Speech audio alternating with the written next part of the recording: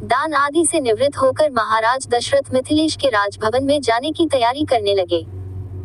तभी भरत के मामा अर्थात राजा कैकेय के पुत्र युधाजित वहां आ पहुंचे। अभिवादन तथा कुशल समाचार जानने की औपचारिकता के पश्चात उन्होंने कैकेय नरेश का संदेश देते हुए कहा, महाराज, हमारे पिताजी को भरत को देखने की उत्कट इच्छा हो रही है।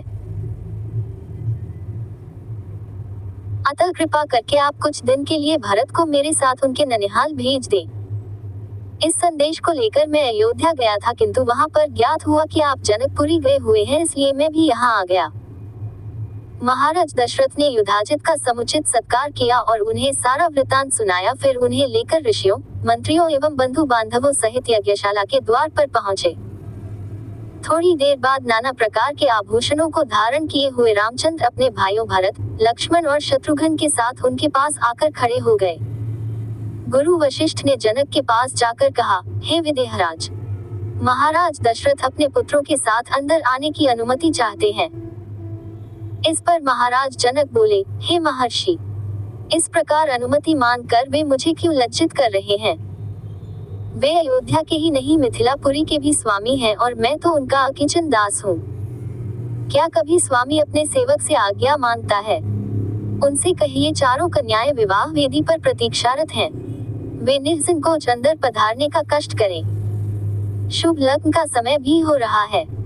मैं स्वयं चलकर उन्हें सादर ले आता हूँ। इतना कहकर वे महाराज दशरथ के पास पहुँचे और उन सबको यज्ञ स्थल में ले आए। सबको यथोचित आसन देकर जनक ने उनकी पूजा की। फिर वशिष्ठ जी से बोले, हे ब्रह्मर्षि, आप इन ऋषि मुनियों के साथ विवाह कार्य संपन्न कराइए। आपसे अधिक योग्य पुरोहित और कौन हो सकता है?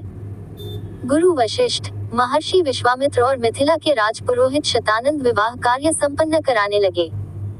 सबसे पहले वैदिक विधि के अनुसार विवाह के लिए वेदी का निर्माण कराया गया। फिर अनेक प्रकार के सुगंध युक्त फूलों से उसे सजाया गया। कुछ दूरी पर चारों ओर गमले सजाए गए, जिनमें चित्त को प्रसन्न करने वाली सुगंधित रंग बिरंगे फूल लगे हुए थे।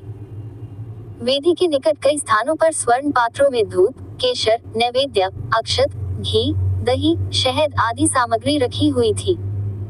यज्ञ संपन्न कराने वाले महानुभावों के लिए कुश के आसन बिछा दिया गए। गुरु वशिष्ठ एवं अन्य महर्षियों ने वेद मंत्रों का उच्चारण करते हुए हवन कुंड में अग्नि प्रज्वलित की। फिर वशिष्ठ जी के आदेश पर राजप्रासाद की महिलाओं ने जनक कुमारी सीता को लाकर यज्ञ वेदी के निकट खड़ा कर दिया। उस समय सीता जी का मुखमंडल प्रातःकालीन बाल रवि की भांति अनुपम सौंदर्य से देदीप्यमान हो रहा था। नख से शिख तक वे बहुमूल्य रत्नजटित आभूषणों से सजी हुई थी। संक्षेप में कहा जाए तो उस समय सीता की छवि को देखकर करोड़ रतियों का संयुक्त रूप ही नगण्य प्रतीत होता था। सीता इन सब बातों से अनजान दृष्टि झुकाए एकटक पृथ्वी को निहार रही थी। महाराज जनक अपनी लाडली पुत्री सीता को श्री रामचंद्र के निकट खड़ा करके विनीत स्वर में बोले, हे रघुकुल तिलक रामचंद्र, मैं अपनी पुत्री सीता का हाथ आपके सशक्त हाथों में सौंपते हुए ये कामना करता हूँ कि मेरी पुत्री आपकी अर्धांगिनी होकर सदैव छाया की भांति आपका अनुसरण करती रहे। अतः हे कौशल्या कुमार, इसे आप अपनी पत्नी के रूप में स्वीकार कीजिए। आज से यह आपके सुख दुख की संगिनी हुई। ये कहकर राजा जनक ने अंजलि में संकल्प के लिए लिया हुआ जल वेद मंत्रों से पवित्र करके हृदय की संपूर्ण भावनाओं के साथ छोड़ दिया। महिलाएं मंगलगान करने लगी। मृदंग, दुंदुभी तथा नाना प्रकार के वाद्य यंत्रों का सुमधुर स्वर चारों ओर गूंजकर इस हर्षपूर्ण घटना की सूचना देने लगा। राम और सीता के विवाह के संपन्न हो जाने के पश्चात लक्ष्मण, भरत और शत्रुघ्न का विवाह उर्मिला, मांडवी और श्रुतकीर्ति के साथ वैदिक विधि विधान से संपन्न कराया गया।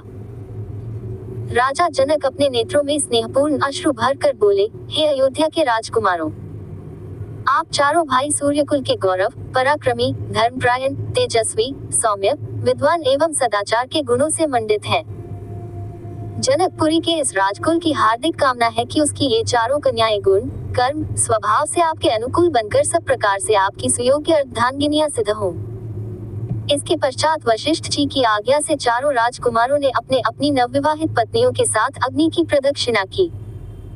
विवाह संपन्न होने के पश्चात महाराज दशरथ समस्त मंत्रियों, ऋषि मुनियों और सपत्नीक राजकुमारों के साथ अपने ठहरने के स्थान पर चले गए। जनकपुरी में रात्रि विश्राम करके प्रातःकाल मुनि विश्वामित्र विदा लेकर उत्तराखंड की ओर चले गए। महाराज जनक ने दहेज के रूप में असंख्य दास दासियां, हाथी, घोड़े, घोड़े, रत्नजटित आभूषण, वस्त्र, बर्तन आदि नाना प्रकार की वस्तुएं देकर अयोध्यापति दशरथ को विदा किया और उन्हें पहुंचाने के लिए नगर के द्वार तक आए।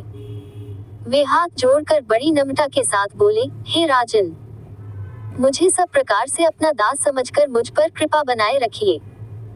मैं एक बार फिर आभार पूर्वक कहना चाहता हूँ कि आपने मेरे कुल के साथ संबंध स्थापित करके मुझे गौरवान्वित किया है।